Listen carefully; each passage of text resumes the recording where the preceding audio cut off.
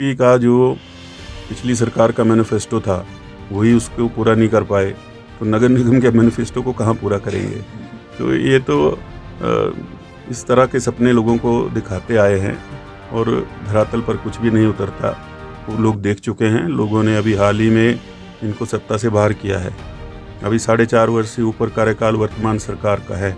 मेरा ये मानना है 3/4 बहुमत से अधिक सीटें कांग्रेस पार्टी जो है वो नगर निगम में जीतेगी और प्रदेश सरकार और नगर निगम मिलकर के जो है वो शिमला के विकास के लिए संकल्पित रहेंगे।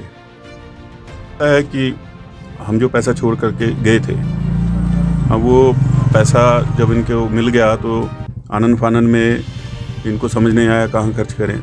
आपने इतने ऊंचे ऊंचे पुल बना दिए हैं जिसके ऊपर लोग चढ़ते ही नहीं हैं और उसका उपयोग ही नहीं है। उस पैसे को कहीं और आप इस्तेमाल कर सकते थे। जो डंगे भी लगा दिए गए हैं उसको जल्दबाजी में लगा दिया गया, जबकि सड़कों को चौड़ा करना जो है वो प्लान का हिस्सा था। तो सड़कें तो उतनी ही रही, बल्कि उससे भी उनकी चौड़ाई कम हो गई। डंगा लगा करके उसके साथ जो है एक और फुटपाथ आपने डेवलप कर दिया, जिससे कि सड़क की चौड़ाई तो कम हो गई है।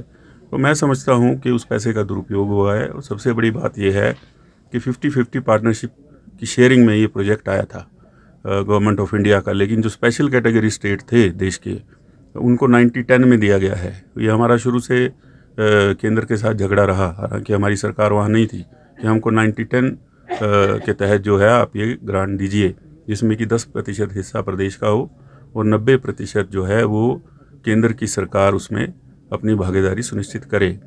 लेकिन इनकी नगर निगम भी थी, प्रदेश में सरकार भी थी, केंद्र में भी इनकी सरकार थी। इसके बावजूद कि ये 90-10 करवाते, जो फंडिंग प्रदेश की तरफ से आनी चाहिए थी उसमें भी कट लगा और प्रोजेक्ट जो है वो छोटे कर दिए गए। जो प्रारूप तैयार किया गया था उसको पूरी तरह से निरस्त करके सिर्फ ये कहीं सौंदर्यकरण कर दिया गो, कहीं बड़े बड़े पुल बना दिए और डंगे लगा दिए। उसको स्मार्ट सिटी नहीं कहते हैं। जो लोगों को सुविधा मिले, उनको जो आम दिनचर्या है उसमें आसानी हो, ऐसे काम जो हैं वो नगर निगम को करने चाहिए थे, जिनको करने में वो पूरी तरह से विफल रहे हैं।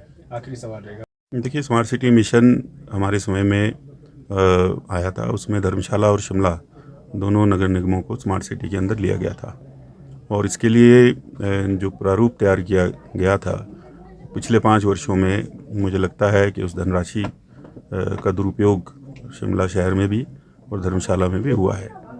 और वर्तमान सरकार वचनबद्ध है कि शिमला को, क्योंकि हमारी राजधानी भी है और इसका उस तरीके से जो है वो विकास होना चाहिए। मूलभूत सुविधाएं जो वर्षों से, कई दशकों से लोगों को नहीं मिल पाई, वो उन तक पहुँचे। ख़ास तौर पे कंजेशन का बहुत बड़ा मसला है, पार्किंग्स का मसला है। तो उसके लिए जो है वो सरकार एक नीति लेकर के आ रही है। उसके तहत शिमला का जो है वो जीर्णोद्धार होगा, जिसमें कि चाहे वो आपकी पीने की पाइपें हैं पानी की, 24/7 वाटर सप्लाई जो है वो शिमला को देने के लिए सरकार वचनबद्ध है। नगर निगम के साथ मिलकर के सरकार जो है उसको आगे बढ़ाएगी। साथ ही जितनी भी हमारी एक बिजली की तारें हैं या टेलीफोन की तारें हैं, इनको अंडरग्राउंड करने का है, तो सौंदर्यकरण का है, एम्बुलेंस सड़क रोड जो है उसको पहुंचाने का है, हर वार्ड के अंदर सामुदायिक भवन देने का है और इंडोर स्टेडियम्स जो हैं उनके निर्माण का है।